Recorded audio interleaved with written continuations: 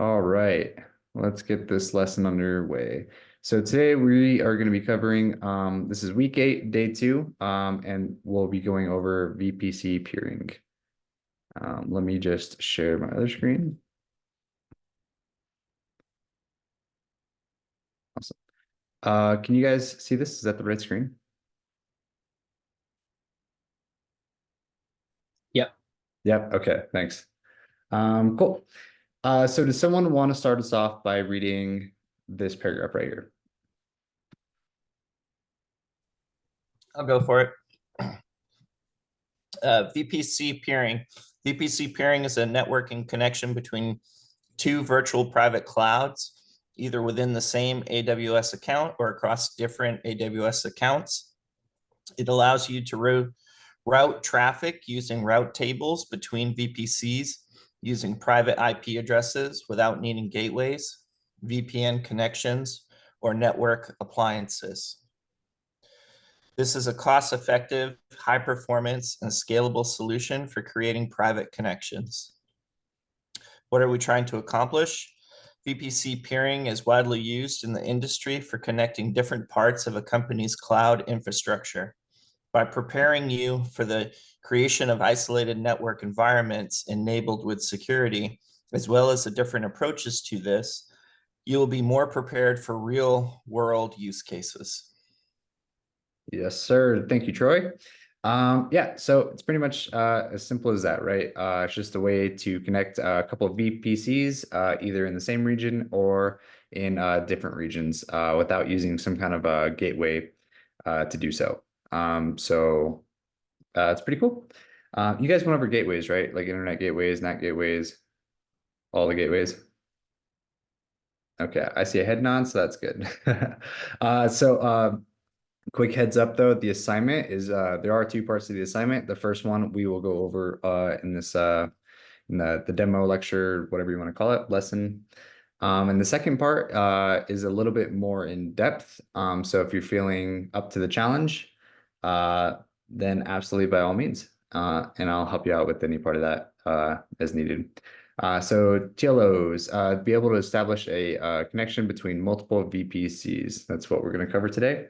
And then ELOs, understand how to establish VPC peering connections, both within the same region and between different regions. I'm not sure if AWS calls it this, but I know at Oracle, if you peer between two different regions, it's just called remote peering. Just remote, I don't know, just different regions. So if I say remote peering, it just means like different regions or they're kind of just remotely separated. Just a heads up. And also to apply security utilizing either or both security groups and NACLs. Cool. Let's go to the actual introduction. Let's see. Cool. Does anyone have any questions on what VPC peering is so far? Like we'll cover it more in depth, but figured I'd ask.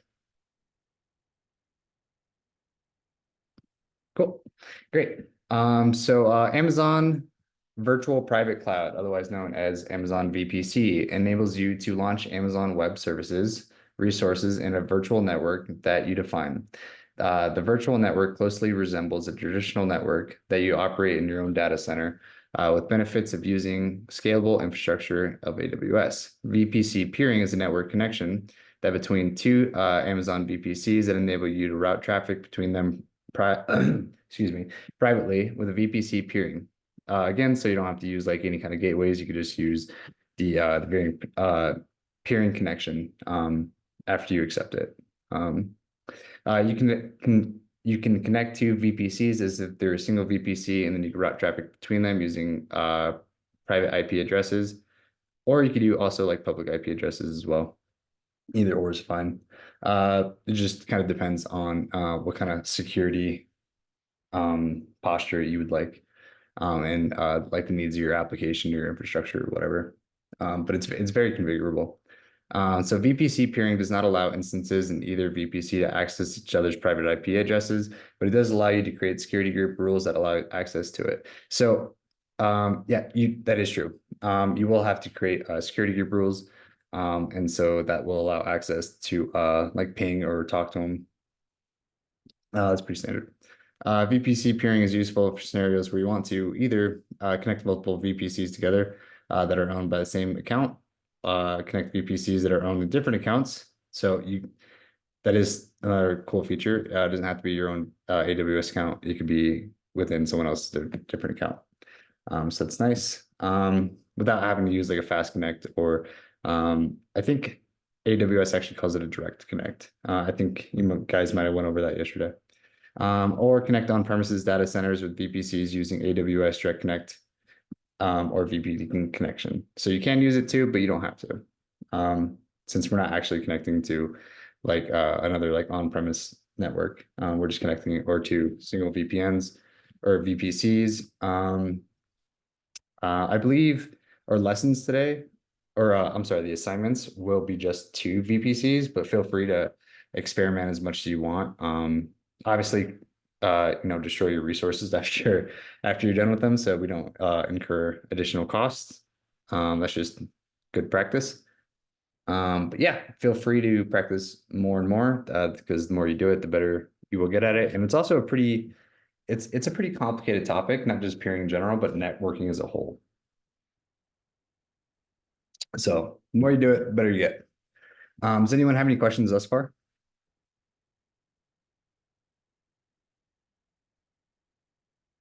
Okay, that is great. I know we haven't got really into the meat and potatoes of it yet, just kind of what a peering connection is, but we will get there. Let's see. So I actually clicked on this earlier and it you got a 404. So you might have an authorization error there, or maybe it just doesn't exist. Okay. So we can't see the diagram, but it really just depicted like three I read through this earlier. And it is like 2 or 3 VPCs and it just shows like connections to them. And so you don't actually have to use a gateway. You could use those peering connections. So the purposes of VPC peering to allow resources in different VPCs to communicate with each other using private IP addresses. So the traffic stays within AWS network and not go over to the internet. That is true. To enable you to use a VPC multiple purpose, such as development, testing, and production.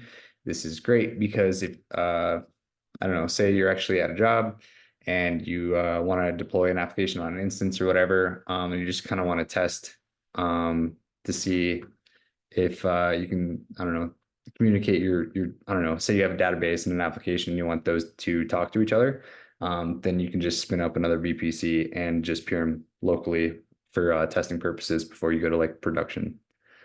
Okay, to enable you to connect multiple VPCs together that are owned by the same AWS account or different AWS accounts.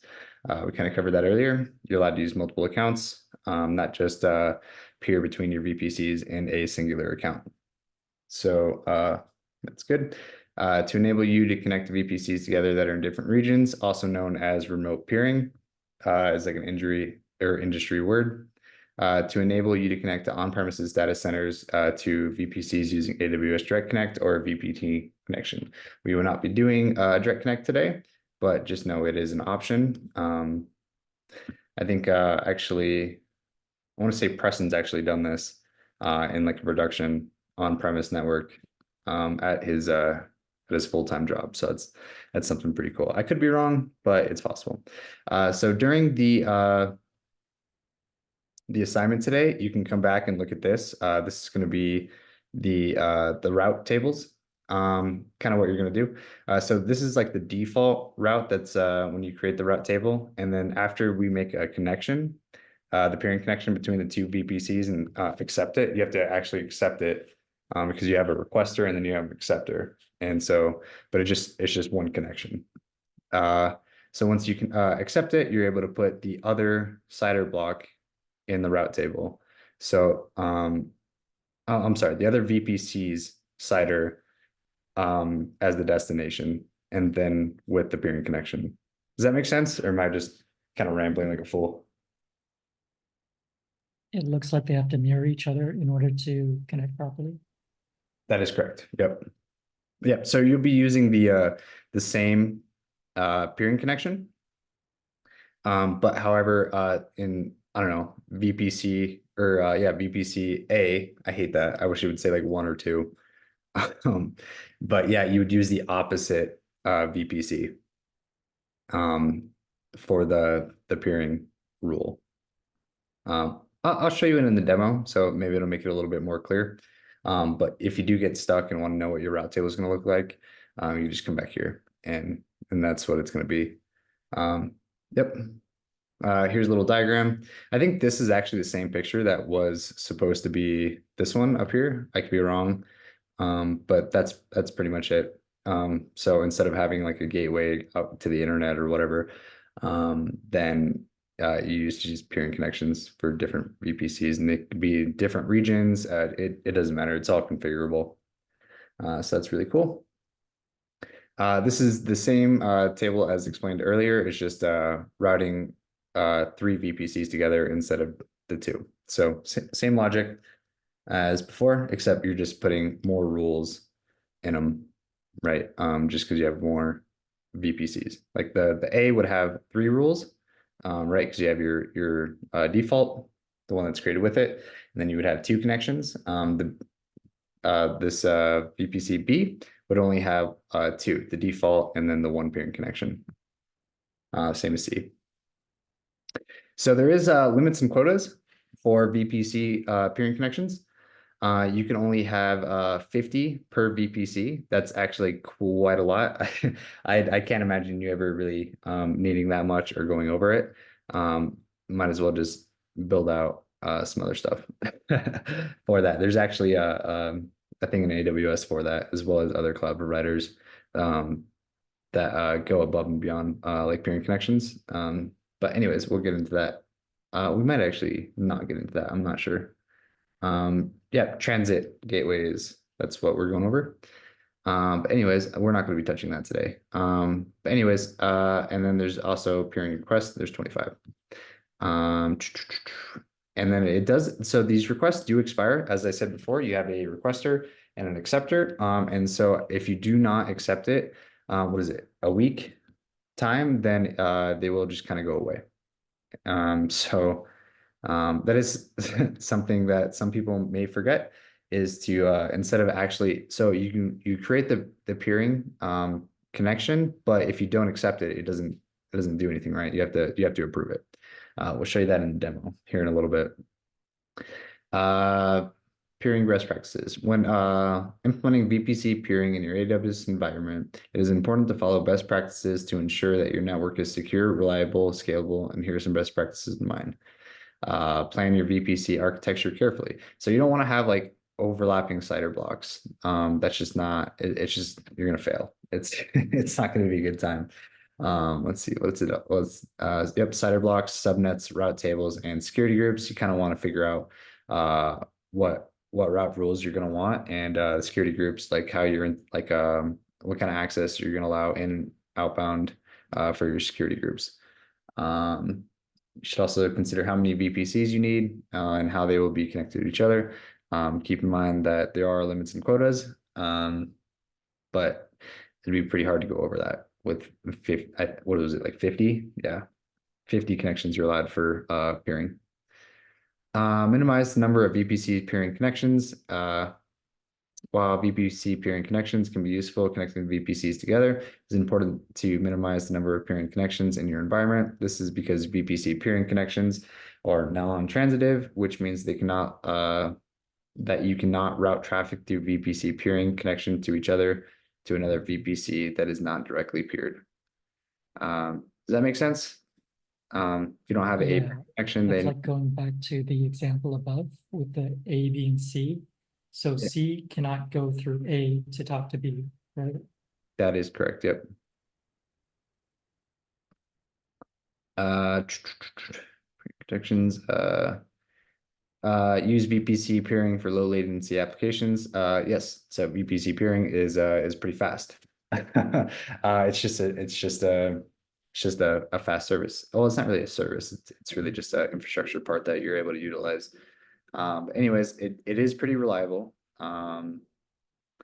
This includes applications that require real-time data processing, such as gaming or financial services. Yep, VPC peering is it's very popular. You're gonna see, if you ever go into like infrastructure for like cloud development or anything like that, you will be seeing it quite a lot. That and what does AWS call it? Not fast connections, or maybe direct connects.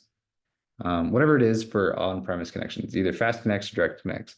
There's my OCI terminology switching me up with AWS. So, but there is this another resource called the Transit Gateway for more complex VPC architectures. If you have a complex architecture with multiple VPCs that need to be connected together, consider using a transit gateway instead of VPC peering. It allows you to connect multiple VPCs together in a scalable, centralized way, provides more advanced features like routing policies and network segmenting. We're not going to actually do this for the demo or the assignments, but just know that something more advanced is out there when you have a more complex architecture. All right. Do we have any questions before we jump into the demo and actually make some remote peering connections? Hey, Reno, quick question. The demo may cover it, but if it doesn't, is there any chance you might like pull up a whiteboard and sort of draw us through some of this stuff? Like the bullet number 1 says to plan it out. I would love to see how you might plan a network out and what artifacts you might create during that process. That is yeah, I could absolutely do that. Do you know if Zoom has like a drawing feature? Maybe I can like do something like that. If else, I can when you guys are doing the assignment, I can kind of maybe figure out how to do a whiteboard. But yeah, Zoom has a whiteboard, but TL Draw would work also. let's see. I see annotate on here. Maybe just do that. If you go more, you should see whiteboard under notes. And then Jose put the TL Draw link in the window too. That's what most of the instructors use. Oh, really? Okay, let's see this. 1 second.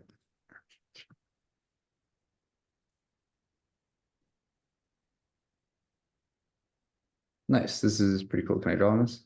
Awesome. Control Z. Okay, cool. This will be fun. Okay, so say you have, let's just draw 2 VPCs. VPC. Sorry, this is going to look absolutely wretched. I am not an artist. I still do stick figures. Right? And say on these VPCs, you have subnets, right? Subnets are just splitting out well, your VPCs.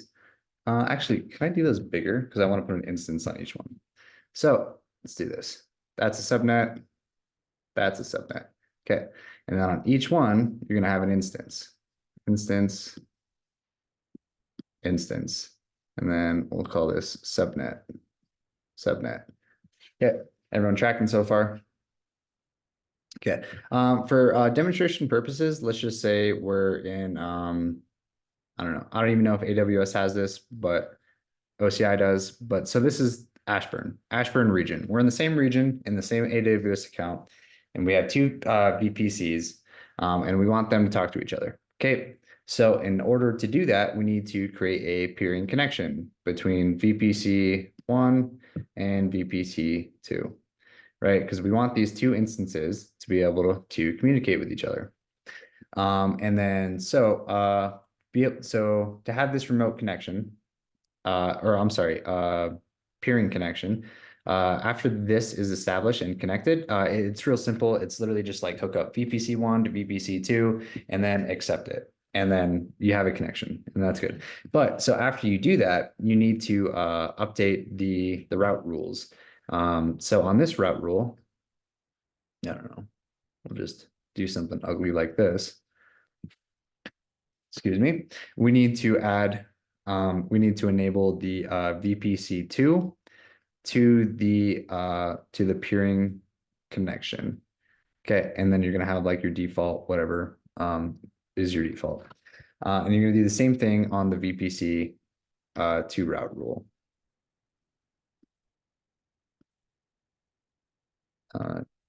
So this would actually be 1.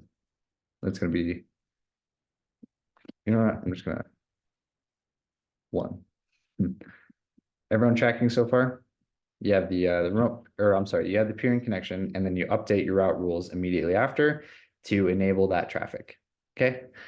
So after you so I kind of skipped a step by putting an instance already on the subnet.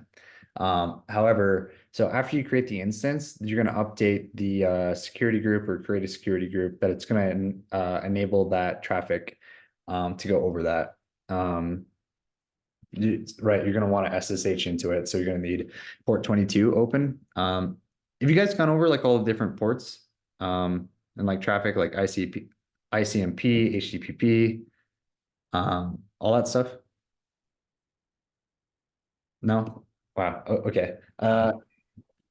Anyways, so They should have gone through the basic boards, yes, SSH, HTTP, HTTPS, the database ports, okay, great. Yeah, from my understanding. yeah, okay. That's awesome. So anyways, so in this lesson, we're gonna just be pinging, or just so a ping is just like a Unix command.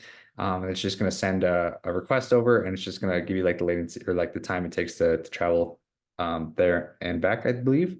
I could be wrong, but anyways, it's gonna give you, it'll show you that you're connected. So that's what we're doing, but we need to enable ICMP, which is the pinging traffic, inbound and outbound, as well as port 22, which is your SSH. I don't believe that we should need HTTP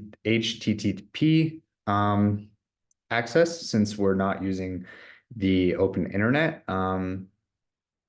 Pretty sure that's right, but we'll see what kind of issues we run into during the demo. But does that kind of clear things up? I forgot who asked. Maybe Troy asked. Yeah, it does. I'm kind of like wondering if you have an API endpoint, what's the difference here between setting it up this way and just, hitting an endpoint? I'm not all that familiar with how many different ways you can hit, just like someone exposes a endpoint out to an internal service. So this is a way to not, so an API endpoint would typically go over the internet, right? You're making like a GET request and getting it that way. There are ways to make it kind of private, but you have to jump through a lot more hoops, and then your latency goes out the window. It's a lot slower. So with this, you're staying out of the internet, you're staying more private. So it's a lot more secure. And using the peering connection is a heck of a lot faster. So if you need like a lower latency application or runtime, this would be a better option than using like an API endpoint and to go like fetch data. Does that make sense? Cool. Yeah. Thanks. Yeah, absolutely. Does anyone have any other questions about my terrible drawings before we go into the demo? I guess we'll probably get into it in the demo, but at which point did we, does it prompt to ask to confirm or accept the connection? Yep, right after here, we could actually just go right. Well, let me answer this question first and see if anyone else has any questions. Yeah, you're literally just gonna make the connection. There's just gonna be like a peering tab or whatever, and you're just gonna be like VPC1, VPC2, create connection, and then it'll be created, and then you literally just click on that connection that's created and hit accept. That's it. So yeah, that's like the easiest part of like all this setup. So it's not going to be hard to miss.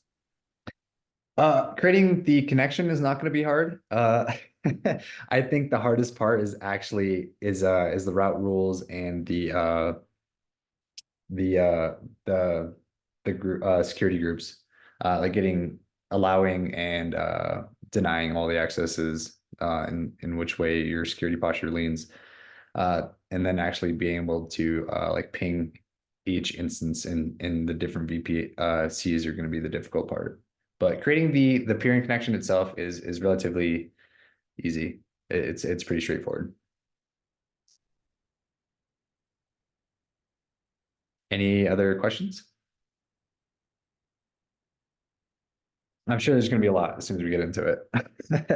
Because this is a very complicated topic. Maybe not so much the peering. The peering is kind of complicated. But when you start throwing all this other stuff into the mix, especially with networking, it can get really complicated. That's why a lot of like cloud providers will offer like a schema or like a network path visualizer, and so you can kind of like plot everything out. I think actually, if we go and create a VPC, I think if I don't know if you guys have done this this like wizard creator where it creates a bunch of stuff for you instead of like the single way, but it actually kind of provides like a network path visualizer for you, which I think is like super useful. Have you guys used this part before or just created like VPCs by itself? Chandra said for now to kind of stick to the VPC only. He kind of showed it to us where like it has the N more, but I haven't personally used it yet. Maybe we'll get to it eventually. Yeah, I Gotcha. haven't used it either. Okay, well, easy enough. I can show it today. That makes it a lot easier. It does create a lot of resources that we're probably not going to use, like an internet gateway. And like it creates like force. Well, I think you have an option to like not create subnets, but I think it's probably to like keep costs low. Because I don't know, in case you forget to like delete a resource or whatever. Anyways, so since you've only created them only, let's just go ahead and show you another feature that Amazon offers, and let's create all this stuff. We don't need it all, but I think it'd be beneficial to learn. So this is just tagging. You guys have gone through all this stuff. This is pretty generic IP address that I actually like to do .1. I don't know why. It's just kind of something I always do. I actually had issues SSHing into private subnets, so I will be creating public subnets. For some reason, I was only able to get into the public subnet and then into the private subnet, but not directly into the private subnet. I'm not sure why that was, but so that's kind of what I'm gonna do. Cool, and we don't need any VPC endpoints. So let me double check everything. Tenancy default, not IPv6. We're doing IPv4. Cool. And let's go ahead and create. So this is the first one. See, it just creates like a bunch of resources, right? Like we don't even need like half of these. But don't worry, I will not be a degenerate and I will clean up my resources. Cool. So let's just go ahead and create another one since we will need two. And let's name this one Reno 2. And so our last one was 10.1.0.0.16. So let's keep them kind of the same and just do a different network of going to. Okay, we don't want IPv6 because we're doing IPv4. I've actually never used IPv6 in like my professional experience. Everything has always been IPv4. So don't ask me why, since it's kind of like the older way, but it's kind of what we do. So everything else looks good. So let's go ahead and create.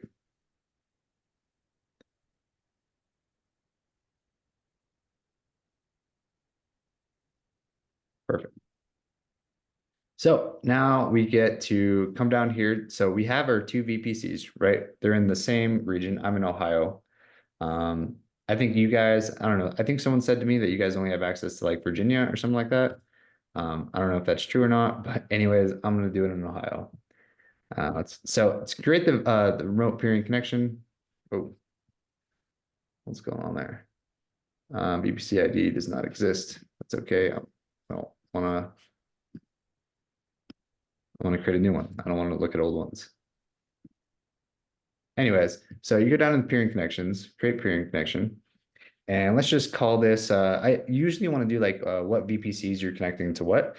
So I'm going to do Reno 1 to Reno 2, right? Those are my two VPCs. And so as I said before, you're going to have a requester and you're going to have, well, it'll show you. And then down here, you're going to have an acceptor. So your one VPC and your other one. And you just have to keep on creating connections the more VPCs you get. Remember, there's a quota of 50. Cool. So this is my account, and we're going to use the same region. So this is where you would select a different region if you're doing like a remote connection or a different region. So we're going to select the second one, right? Because I selected the first one, first VPC up here, and now the second VPC shows their CIDR blocks. Just remember to like take a mental note because you will need these for your route rules after this is created. Cool. We're not going to add any tags, but feel free if you want. Does anyone have any questions thus far on any of these blocks or drop-down tables? Cool. So we'll create that peering connection. I'm sorry. So I just missed where that peering connection creation was. yeah. So if you just search VPC in the search bar, right? After you create your VPCs, you can just Okay. little peering connection tab, and you can create it. Yeah, I don't really care about that one. That's from one from earlier. But so as you see, it's pretty immediate that it creates the connection. However, the status will be pending acceptance. So what you do is you just click on it and you go up here and you accept the request. I believe, was it EAMS that asked about that? Yes, and also as far as the different regions, Chandra this past Saturday allows us to have 2 more regions. So that should be less of a problem. Oh, cool. Yeah, I guess you would need a second region to do a remote connection. Yeah, like I've been using Oregon. Nice. Yeah. Feel free to do whatever region you want, as long as you clean up your resources afterwards. So anyways, we now have this this regular peering connection, this VPC peering connection. So what we're going to want to do is go to our route tables, and we're going to want to add this to our private route tables. So as you can see, the wizard kind of created a bunch of route tables. It's created me 2 public subnets and 2 private subnets. And so each one correspondingly gets a route table. So we're actually really only going to need 2 of these, 1 per VPC and private subnet. So let's just go into Reno 1, which would be the first VPC, and the private one route table. So I could actually, I'll just delete those later. As you can see, it already kind of makes your subnet associations, creates like a default route. And then I believe also it creates an internet gateway, and also connects it connects them to the VPCs correspondingly when you do that like VPC wizard. I'm not sure if AWS actually calls it a VPC wizard, but in Oracle, that's the name of it, right? The wizard. All cloud providers are very, very similar, just kind of different naming conventions. I'm sure I've said that a few times. But anyways, so we'll go back to our first private subnet route table in our first VPC, and we're going to want to add the route for the peering connection. So we'll just add it, and we're going to want to remember how in the diagram it said you want to add the other VPCs with the connection, and that just allows that traffic. Or I should say routes that traffic. So this is the first one. So I remember I put it at 10.2.0.0/16. And then we'll just, on the drop-down menu, we'll just go down to the peering connection, and it should just pop up. Yep, that's it. That's the one we want. Okay, so that added successfully. And then let's go over to our second VPC. I know it's kind of confusing with all these different ones. It's probably why Chandra didn't use the VPC or the VPC wizard, because it does create a bunch of extra resources that you won't use. But anyways, I thought it was good just to show you guys. But so let's go over to my my other subnet and the other private subnet in our route table associated with the second VPC. Tell me if I'm going like too fast or too slow. And we'll adjust accordingly. Okay, so let's go ahead and add it. we will add, so this is the second VPC, so we want our first VPC's destination IP address, which would be 10.1, oops, .0.0/16. And we're gonna add that that peering connection. Okay, so everything we've done so far, we've created our VPCs, which comes with like the subnets, comes with the route tables, and some other good stuff that we're not really going to use. And we've created our remote peering connect, or I'm sorry, our peering connection, and we've added it to both our route tables for our private subnets. Okay, so now we can go over to EC2 and create the instances on those private subnets. So we'll just create these individually, and I'll just call them correspondingly Reno 1 and Reno 2. Let's do Ubuntu. I don't know, you can really choose any one of these that are free. Like Mac OS is not free. I think it's just yeah, anyways, we'll just do Ubuntu or Amazon. That's fine too. It doesn't matter. It doesn't really matter. So you guys have gone through all this, right? So we'll just keep it T2 micro. Then we'll select the key. I have AWS key. I created that along with like, I don't know, like 3 other ones, messing around with stuff. So let's go ahead and click our VPC with our private subnet, which will be the private subnet 1 right here. So Reno 1 would be the VPC 1 and private subnet 1, which is our first subnet. So that's the one we want. We want to enable public IP. And then we are going to, let's see, does it provide? No, I don't want a default one. So I'm going to create one. So I'm going to call this Reno 1-security group. We'll just copy the same over for the description because it's a required field. And then we are going to allow SSH traffic, right? Port 22, because we're going to want to SSH into these instances. We are also going to want to allow ICMP, which is going to allow us to ping between our 2 instances. And we're going to want to allow traffic from anywhere. You could be real specific with this if you want, and add the other instances IP address, which would actually be better to do. But just for this, I'm just going to keep it at the quad 0 IP address to allow any kind of traffic. Same as the SSH. You really ideally would want to just use like your IP address. Yeah, I think you could use that. It doesn't really matter, but I mean, when you go to like production application and you want it to be more secure, you'll absolutely want to do that. But for demonstration purposes, we'll just keep it at the quad 0 source. That should be all of the inbound rules. Does it allow me to put an outbound rule? Because I would like to also put ICMP on there. Okay, we'll just add that later on then. And that would be about it for our instance. Okay, and so that is our private instance. I guess I should have called it private, but that's fine.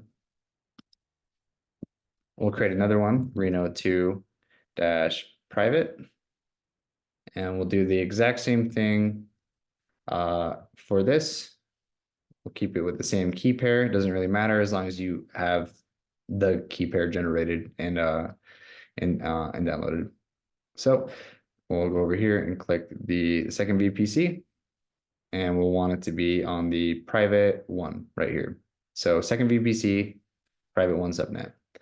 I'll want to enable that and also create a new security group for it. So Reno 2-security group. That'd be fine. And we'll put that in the description as well. So again, we'll want to allow SSH access.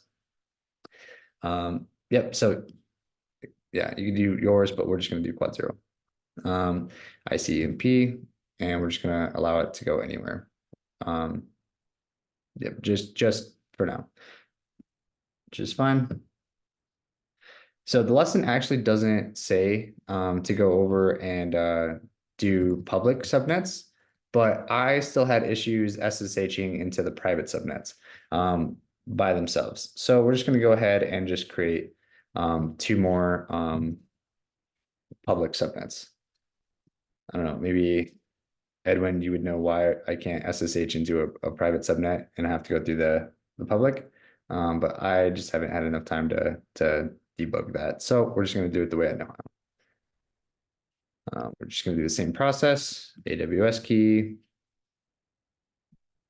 And we'll just do, what did I name this? The first one or second one?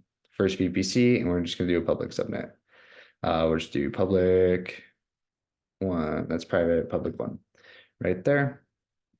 And then enable, and then we could just select the same security group that we had before. That's all fine and dandy because it's going to be the same configurations. And then we can launch that. And we'll just do the same for one more instance. Reno 2 dash public.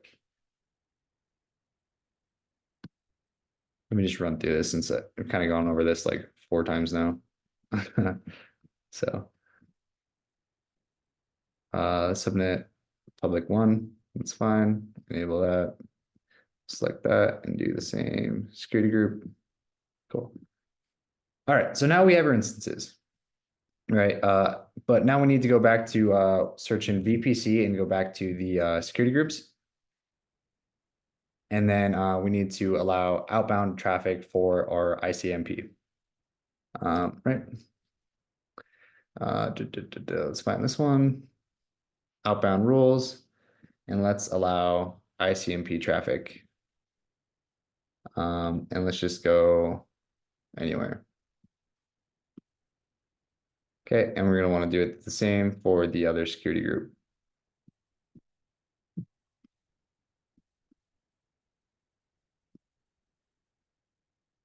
Okay, easy now.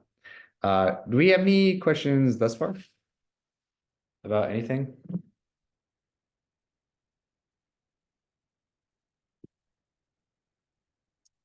No questions? Wow, I would have had lots of questions.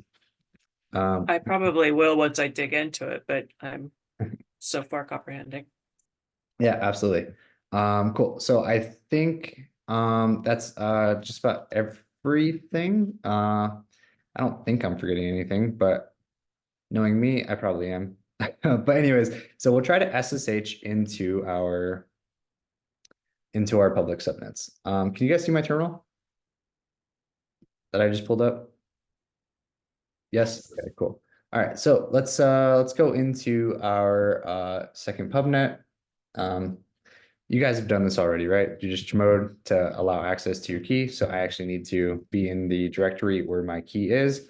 I can see that by if I do an ls and then a pipe and then grep, and then you can type in whatever and it'll show you whatever you have that corresponds to whatever you're grepping. So instead of listing out everything out in there, you can just kind of search for it and be more methodical about that. I don't know if you guys have gone over like Unix commands or anything, but just a little, I don't know, hidden gem, if you will. But anyways, we'll just chmod in there. Oops, that's not what I want. Okay, we'll just chmod, and then what is that? 400, no, 777, and then AWS -key.m. Okay, that'll allow us access to that file. Okay, and then if everything is set up correctly, I should be able to SSH into this public subnet, which I am, which is great.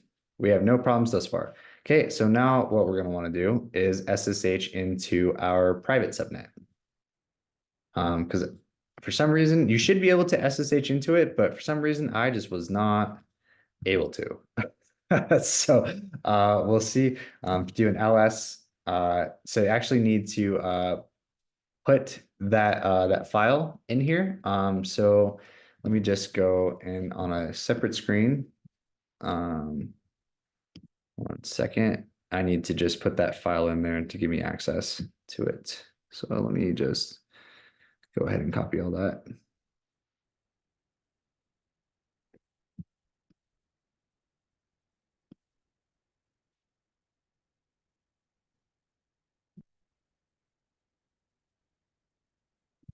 Okay, so a little cool command. I don't know if you guys have done this before, but you could actually just VI and then you could just type the file that you would like to do, which is AWS dot or dash key dot pem, and you'll be able to write in there. And so if you just go into insert mode, so just press like I, and then you'll be able to paste all this stuff in there. And then you would do a colon, and then W saves it, and then a Q would quit it. So now if we do like an LS, we can now see, oh, I actually misspelled it. So let's just go ahead and do it all again. Key.pen. So index mode, oops. Let me copy and paste that code again, or my key. We're still in insert mode, so I'll copy it, or colon. Actually, so you have to hit escape after insert mode, and then a colon, and then W saves it, and a Q quits it, right? So we can see it's in there. We'd actually do remove, and then let's just do that AWS key dot pm. Okay, do an ls and see it's there, and then we could actually less it, which is another command, which would just show you the contents of that file. Okay, and just Q to it to get out of it. Okay, so now it should be able to, if everything is set up correctly, be able to SSH into our private instance. Which looks like we have something wrong because I am not able to SSH into it. So let's go figure out what's wrong. Let's go back to our VPC. Actually, let's go check out our EC2 instances and check out our routing. So instances, so we were able to SSH into our public and not our private. So let's check out what the private is. Security, and then let's see, we're allowed to, oh, you know why? We might need outbound SSH rule. Let's go add that. So let's just go to security group of 2 and edit. I'm not sure if this is true, but we're gonna do some live troubleshooting and see if that's what causes it. So that was number 2. So let's pull up the terminal again, and let's just commit. Oh, actually, I think it did work. That might have been just because I added that rule. Yep, cool. Nice. So we are now in our private subnet, right? And so let's go back to our instances. EC2. And let's see if we can ping or other where's our private one? Oh, I didn't name it correctly. So always know to name your stuff correctly, otherwise it's kind of a pain. Anyways, I don't know if you guys have run the ping command before, but it's real easy. It'll just be in your instance, and literally just type ping and then the IP address you're wanting to ping. So it looks like we're not able to ping the public IP of it. So let's try to ping the private. I doubt we'll actually get any success if that one didn't work, but we'll mess around with it and see what we're missing. Yeah, okay, so we're not able to ping that. So let's go figure out why. Okay, so let's see, that was the Reno 1 private. Let's go to security. It is accepting ICMP traffic, and it is accepting SSH access. Okay, our outbound is accepting ICMP in case you wanted to like SSH into that. So let's go check out our other private one. So our outbound ICMP from any destination, and then we're able to SSH into it, and we're able to ping into it. So what is our issue here? I'm pretty sure it's ICMP that allows pinging, but maybe it is HTTP. No, because we shouldn't be able to go over the open internet. So let's think about this. Let's go check our route rules. make sure those are set up correctly. So we're using the private one, and we can check our subnets associated with second VPC private. Okay, so that looks good. Check our routes. This one, what is that? I'm not even sure what that one is. I don't remember creating that, so maybe it's a default, but here's your peering connection. And if this is our second VPC, then that should be right, because that's our first VPC IP address. Okay, let's check our other one. Subnet association, our first one and first one. Okay, let's check our routes. And there is that. And it looks like it has the correct destination or other VPC address. So, what is going on here? Our connection is good. Pretty sure ACLs by default are very permissive. Inbound rules, yeah, so it's allowing all traffic. Yeah, so that's by default. So let's go check our. Okay, so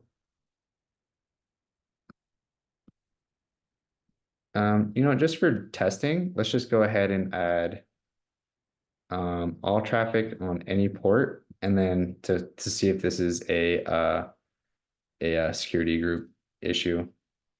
We'll save that to the inbound. I don't remember which one it was, so that's all traffic inbound. Let's just add the same for the outbound. And then we can come back later and fix this to make it more restrictive. Let's do the same to our other security group, which all our subnets are using, right? We're only using 2 security groups. In real practice, you would not want to do that because you would want to restrict and allow access very more restrictively. But it's good for debugging. Let's add the outbound. And all traffic. Anywhere, save. And we can go back to our EC2 instances. And check out some IPs. Okay, so I don't remember which instance I'm in, so let's go search for it. We are in something ending in 127. It might have been this one. We are not in that one. We are not in that one. Not in that one. We are still in our, we're still in our public subnet. So maybe that's why we weren't able to ping it. So let's actually try to get into our private subnet.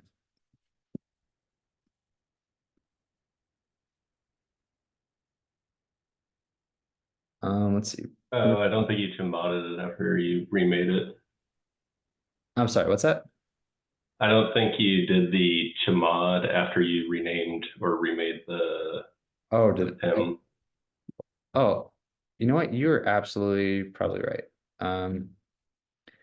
So that might have been my issue all along, why I wasn't able to SSH into that first one. But I to be honest, I thought I was already in it. So I thought you were too, and then it went away really fast. I was like, oh, it looks like he's in there. Yeah, I think it was literally just this that popped up, and I needed to chmod it to allow access to that file. I think that's exactly what happened. So all that debugging was probably unnecessary. But just to double check again, let's see, let me pull this up. We are in 8.5 and there is 8.5. Okay, so now we are in the private subnet. Okay, so let's try to let's ping this other. Oh, look at that. I named him. Oh, never mind. So this one's the other private one. Because I messed up on the naming. So let's actually, I just need the IP address. I don't need that. Okay, let's see if we can ping it. Let's ping that. Not able to ping that, so something else is wrong with it. Maybe let's try the private address. There we go. Okay, so we finally got it working. So between two private subnets, you want to ping the private IP address and not the public address, and that will work. So I'm assuming that I didn't need to add those extra super permissive, allow any kind of protocols on the security groups. Yeah, I just wasn't in the private instance to begin with. So that's my mistake. But does anyone have any questions on any of that?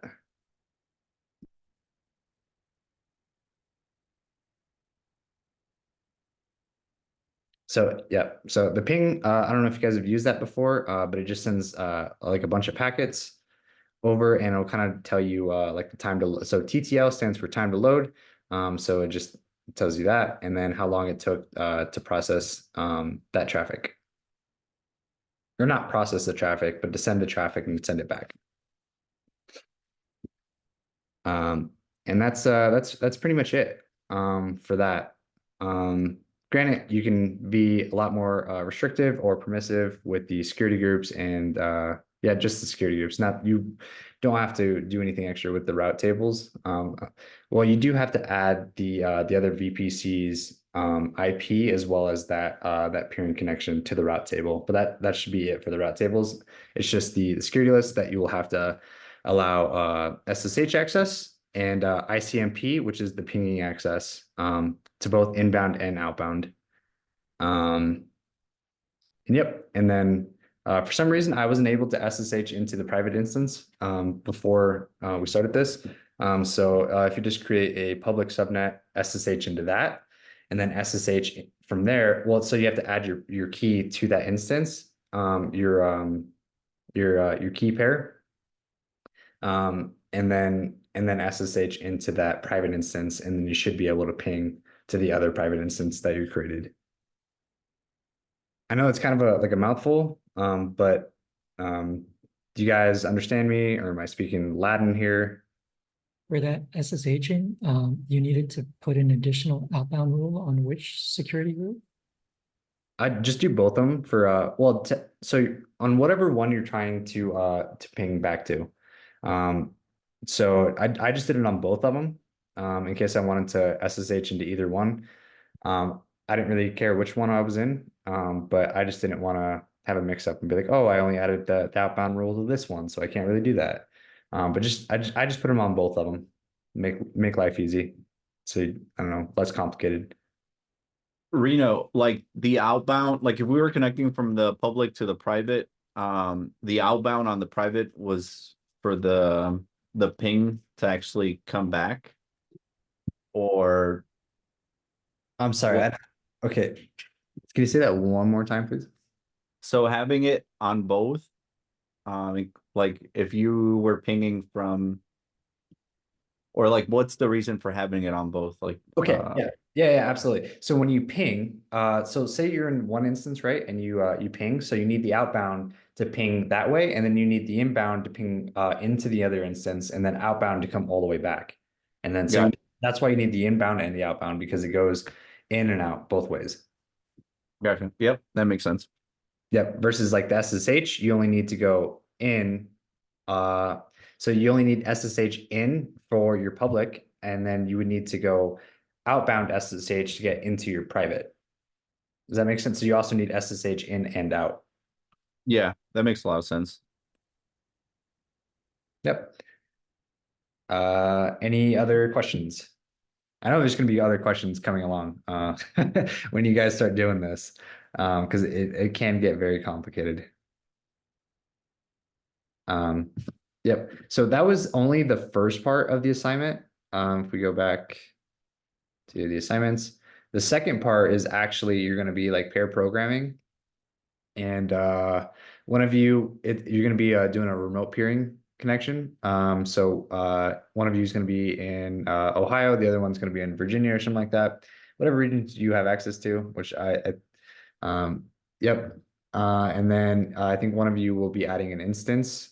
I'm sorry, and the WordPress application to one of the instances, and a database to the other instances. And then, but it should walk you through the, I haven't done this myself because I don't have anyone else to do it with. I guess I could have just done it all myself, but also just didn't have the time to do it.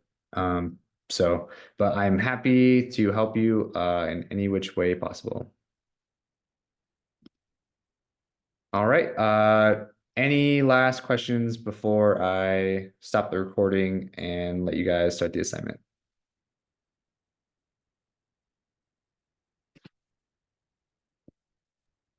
Nope, just breakout rooms.